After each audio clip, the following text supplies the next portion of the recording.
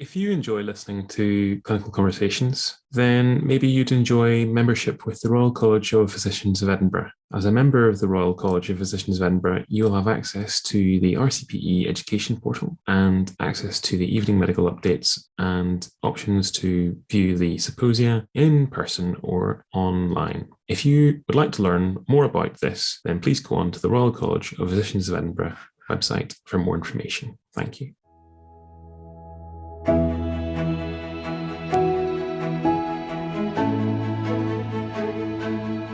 Hello everybody and welcome to Clinical Conversations. My name is Dr. Hannah Preston and I am delighted to have Professor James Dear with me today to discuss paracetamol overdoses in the Acute Medical Unit, the role of NAC and specifically the new SNAP regime. Professor Dear began his medical training at University College London and has completed a PhD in pharmacology before finishing his clinical training at Oxford University. After junior medical jobs in both Oxford and London, Professor Dear spent 2 years as a research fellow in the USA. In 2012, Prof Dear was awarded an NHS Research Scotland Career Research Fellowship, and in 2016, he won the British Pharmacological Society Graham Smith Prize for Research. He currently manages his time between research at the Edinburgh University and toxicology at the Royal Infirmary of Edinburgh.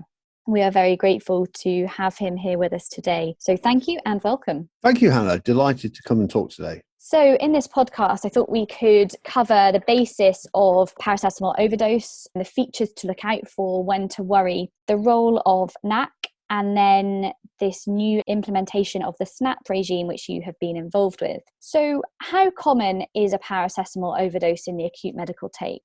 Well, I think most of the listeners will know that it's a very common presentation. To give it some numbers, there are around 100,000 paracetamol overdoses who present to the emergency departments in the UK every year. Of those, around half, so around 50,000, are admitted to hospital, mostly for treatment of paracetamol overdose. To put those numbers in context, that's about the same number as people who have COPD who are admitted, or people who are admitted with acute pancreatitis. So it is one of the most common reasons for a patient to be admitted to an acute medical unit, and it's something that occurs in every hospital. It's not a specialist disease, but it occurs, I would guess, in every A&E on a weekly, if not daily basis. So our junior doctors listening and doctors in training are going to come across this pretty frequently over the course of their training. And am I right in thinking that it's one of the most common causes of acute liver failure and potentially requiring transplantation? Yeah, it's the commonest cause of acute liver failure by quite some way. And that's the end point that we want to avoid. And that's the end point that we all fear. So to put again some numbers on it, around 10% of people who take a paracetamol overdose will develop some abnormality of their liver function test. The classic and most important one being an elevation in their ALT, or alanine transaminase.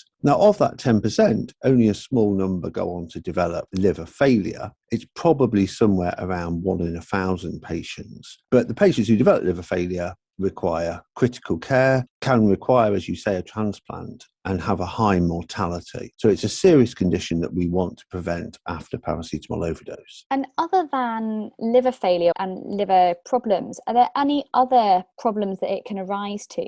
Yeah, absolutely. I mean, the other organ that less commonly affected, but still can be, is the kidney. The kidney can be affected and you can develop acute kidney injury, either in the context of acute liver failure or actually without acute liver failure. You can get direct acute tubular necrosis due to the paracetamol. It's less common than liver injury, but it is well recognised. And with the paracetamol overdose, are there any particular groups of people that our listeners should really look out for and worry if they have taken an overdose? Are there any vulnerable populations? Yeah, there are risk factors for developing liver failure, and they would be chronic alcohol consumption, malnutrition, and the prescription, not so much co-ingestion of the overdose, but a chronic prescription of certain enzyme-inducing drugs. And maybe at this stage, it's worth just going over briefly how paracetamol injures the liver. Absolutely. So paracetamol at a normal dose, so 1 gram, in the liver is predominantly excreted by what's called conjugation. So the liver sticks certain molecules onto the paracetamol, makes it water soluble, and it's passed out in the urine and bile. There is a small amount of the paracetamol, even in a standard dose, that is metabolized by what are called the P450 enzymes to produce a toxic metabolite. However, in overdose, these safe pathways become saturated and this P450 pathway takes over. So you get a production of a metabolite of paracetamol that causes the problems. And this toxic metabolite, known as NAPQI, binds to proteins within the liver and causes hepatocyte to be injured, and in severe cases can cause acute liver failure. Now that NAPQI is naturally mopped up by glutathione in the cells. So anything that depletes glutathione will make you more at risk, and malnutrition depletes the glutathione. Anything that increases the activity of the P450 enzymes will make you more at risk, and that's certain enzyme-inducing drugs. Now, we'll come on to treatments in a moment, but at this point it's worth saying that the only treatment we have, NAC or acetylcysteine, replenishes glutathione, so mops up the toxic metabolite. So for the listeners, I think the message there is that it's not the paracetamol itself that's toxic, it's a metabolite, and the amount of the metabolite you make will determine whether you're at more risk or not. Fantastic. And going on to the NAC, the N-acetylcysteine protocol is probably one that many junior doctors, registrars, consultants come across on a reasonably regular basis with quite a lot of paperwork. You've said that obviously the N-acetylcysteine helps increase the glutathione levels. How quickly do you need to give NAC for it to work? Yeah, that's a great question, Hannah. So in addition to the risk factors we just spoke about, the biggest risk factor for a patient doing badly is a delay between them taking the overdose and starting acetylcysteine. So if you start the NAC within around 8 hours of the overdose, the person's going to do fine. They never come to any problems. However, if there's a delay, then the risk of getting liver injury goes up substantially. So patients, for the listeners to particularly watch out for, are people who have presented to hospital late after the overdose and therefore start treatment late after the overdose, because they have a substantially higher risk of liver injury. And I guess these patients are often trickier as well, because we may not necessarily really gauge a full correct amount of what exactly they've taken, and therefore we've got these different protocols, haven't we, depending on whether you have an acute ingestion or a staggered ingestion as well. Yeah, that's right. So just to clarify some of the terms, so an acute ingestion is essentially taking all the tablets at once. For the point of being practical, we say within 1 hour, but what we're talking about is somebody who's taken all their tablets at once. Now, if you take your tablets all at once, then we can use the nomogram, which I'm sure that people listening to this are familiar with. But if they're not, what that is ask the patient how long ago they took the overdose and plot that in hours on the x-axis. On the y-axis, you have the paracetamol concentration in the blood. And if you're over a line, you start treatment. So in acute overdose, you use a nomogram based on how long ago it was they took the overdose and what the blood paracetamol concentration is.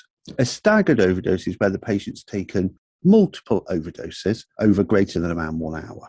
And in that setting, you can't use the line because you haven't just got one ingestion, you've got multiple ones. And that setting's trickier, and you have to use the amount of paracetamol that the person says they've taken as the main guide to whether they need treatment or not. And so, yes, you're quite right. There's staggered and there's acute overdoses, and they have different pathways of treatment, the main difference being the use of the nomogram. Wonderful. And we'll come on to the SNAP regime shortly, but that was built around a basis of NAC is not without its side effects. Not only is it, multiple bags for long periods of time, which bring patients to a medical bed if they want to disconnect, to try and go off to the ward, go to the toilet, etc., which can delay or extend their treatment. But the side effects especially, what are they? Yeah, so the classic regimen for giving acetylcysteine was a 21-hour regimen of 3 different bags of acetylcysteine that gave a total of 300 milligrams per kilogram of body weight. Now, it's very interesting looking back, Hannah, at how that was developed. And it really wasn't developed with a great deal of sort of dose finding experiments. It was very much more that here was a dose that was found to work in the sense of preventing liver damage. And then it got stuck with, and we've used it since the 1970s, almost without change until recently. So it's 21 hours is the classic regimen that certainly more senior people who are listening to the podcast will be very familiar with. The problems with that regimen, as you say, are firstly, side effects are common, particularly what are called anaphylactoid reactions. So these are allergic-like reactions where patients feel sick, they may vomit, they can have itching, they can have a bit of wheeze, they go red, an allergic-like reaction. And even without the allergic reaction, nausea and vomiting are very common. And actually, some studies have shown up to 1 in 3 people on the 21-hour regimen have these allergic reactions. The two other problems with the 21-hour regimen are that it's 21 hours long.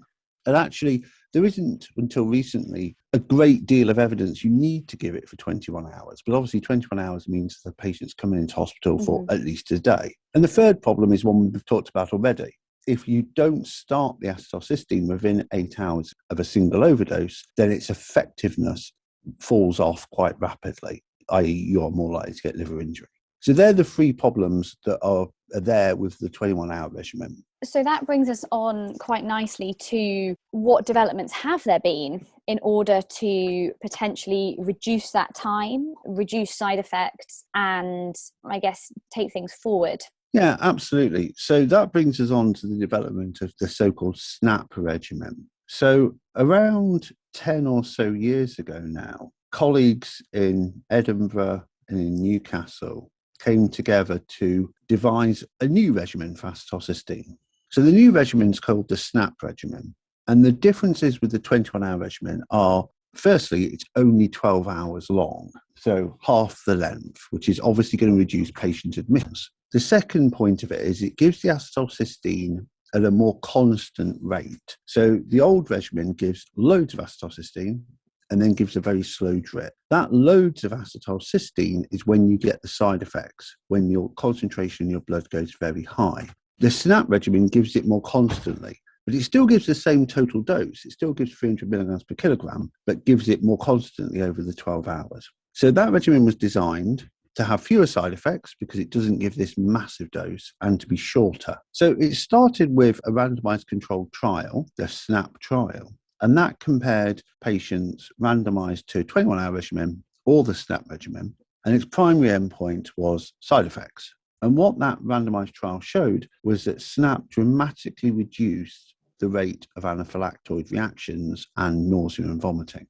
It went down from around 1 in 3 people down to only about 2% in SNAP. So it's much better tolerated. And also, obviously, it's shorter. What the SNAP trial wasn't powered to do was to show that it's as effective at preventing liver damage, which is why we're giving it. So the SNAP regimen was introduced into 3 hospitals in the UK, in Edinburgh, London and Newcastle. And data was collected and we looked at the rate of liver damage before and after. And in essence, what we found is there's no difference in the effectiveness of the SNAP regimen in terms of preventing liver damage, which is what you would expect. After all, it's the same dose of NAC and actually it's being given quicker over 12 hours rather than 21 hours. So the SNAP regimen now is recommended on Toxbase.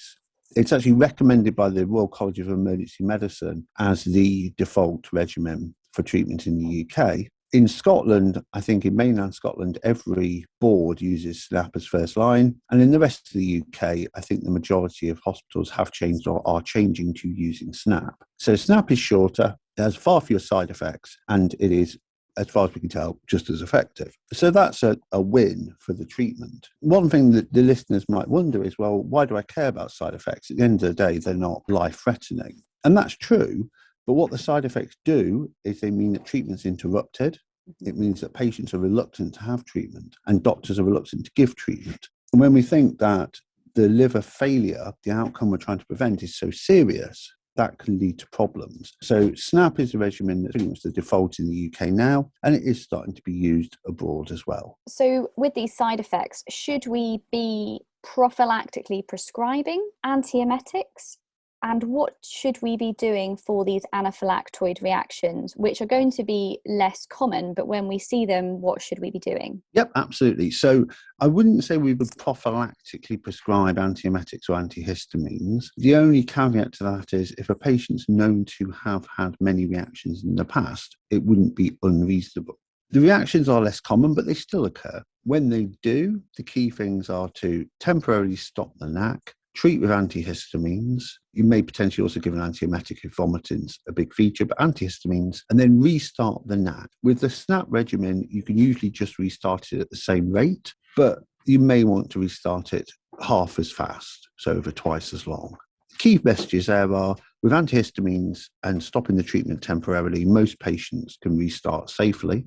However, patients should restart because it's not a true allergic reaction in the sense that you don't get a worse effect the next time you have it as compared to, say, being truly allergic to, say, penicillin. It's anaphylactoid, which means you don't get a worsening. And patients need acetylcysteine to prevent liver damage. So a patient who has a history of an allergic type reaction to NAC should get NAC next time they come in. It is not contraindicated. And in those patients with those known reactions, it may be reasonable to give them an antihistamine before you start. And in patients who get a reaction, usually stopping the treatment, giving an antihistamine, restarting, possibly restarting at a slower rate is usually more than enough for them to be able to tolerate the infusion. Wonderful. That's really helpful. And I guess maybe just a few more final questions. When should we get worried, and when should we be calling GI, or when should we be thinking about a referral to critical care if things are not heading in the right direction as we would have hoped? Yeah, absolutely. Good question. So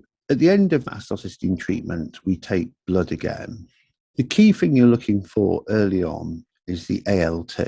So ALT is alanine transaminase. It's released from hepatocytes when they are injured. And if the ALT goes up, that tells you some hepatocytes have been injured, and therefore you would carry on the acetylcysteine. And conversely, if your ALT is plumb normal at the end of treatment and your paracetamol's all gone, you can stop treatment so the person can go home. Now, once the person has a rise in their ALT, the key things that predict those patients who are going to run into trouble and be at real risk of liver failure are predominantly, firstly, the INR. So the INR is a measure of liver synthetic function in this context, and a rising INR is a signal of problems. Second thing that you should look out for is the development of encephalopathy. So is the patient becoming drowsy? Do they have a flap? The third thing that's a key predictor is renal function. If a person's renal function goes off in the context of liver injury, that puts them at much higher risk of death. And the final thing is an acidosis. So it's useful to measure their lactate. Oh, and also hypoglycemia. Again, liver produces glucose. Hypoglycemia in this context is like a liver function test as well. So those are the markers that come together to form predictive scores such as the King's College criteria, which is used to predict need for transplantation in very sick people. In terms of the management here, I think a patient whose INR is going up rapidly and going up above 2 really warrants discussion with the local gastroenterologist, who may in turn want to discuss with a liver transplant unit. So rapidly rising INR, certainly the development of encephalopathy, and certainly the development of acidosis would also be signs to worry about. Now, unfortunately, there isn't any other treatment apart from acetylcysteine before you get to liver transplantation. The patient may well need critical care. The very sick people may need critical care, may need transplant to a liver transplant unit, but there isn't another treatment. And an area of active research is to develop new drugs, because once you've had acetylcysteine, the only treatment is to carry on the acetylcysteine. There isn't another drug to add in to reverse the injury once it's established. Oh, that's very interesting. And do you think that research is in the future potentially going to produce something? Yeah, absolutely. I mean, we're starting 2 clinical trials led from Edinburgh in the next months to years of 2 different therapies with the exact target of being an addition to NAC in high-risk patients, either patients who present late. So as we've said a few times, if you turn up to hospital greater than 8 hours after the overdose, you are more likely to get liver damage. So that would be a group where you could add a new treatment. And also people with established liver damage, so whose ALT, say, is greater than 1,000, to add in something to reverse the damage, to try to prevent people going on to developing liver failure and needing a transplant or dying. And a final thing, just to touch on, necessarily a final thing, but a final thing in terms of therapeutics would be that at the moment we give everybody the same dose of acetylcysteine, 300 milligrams per kilogram in total. So the only thing we base it on is their body weight. Now, in truth, that can't be right, because some people have very high paracetamol levels, some people are very low. And so there's this trial we're starting looking at different doses of acetylcysteine, asking the question, should we give more acetylcysteine to people with higher levels? So should we use the blood paracetamol concentration to guide how much acetylcysteine you get? Because intuitively you would think you would, but at the moment we don't do that. We just give everybody the same. Yeah, that will be very interesting. And I think probably those things will be something that listeners will look forward to hearing and looking out for as the developments progress. You've mentioned ToxSpace already, which is a fantastic resource. And if people haven't heard of it or utilised it, I would definitely recommend it. Where else are good sources of information if our listeners want to look and read further on this subject? Yeah, I mean, ToxSpace, as you say, is the UK national guidelines. In terms of toxicology, a blog that I really like is called The Tox and the Hound, which always gives very good coverage of not just paracetamol, but all kinds of different poisonings. So I'd recommend that readers look there as well. And, ToxSpace in the UK, you can get on an app. So I'd encourage the listeners to download the app. It's on Android and it's on Apple Store. And if they've got an NHS email, they'll get the whole app for free. And then you've got the whole of ToxSpace on your phone. And the Tox and the Hound is a blog that has a lot of very good posts about all manners of poisoning. Would be a good point to start.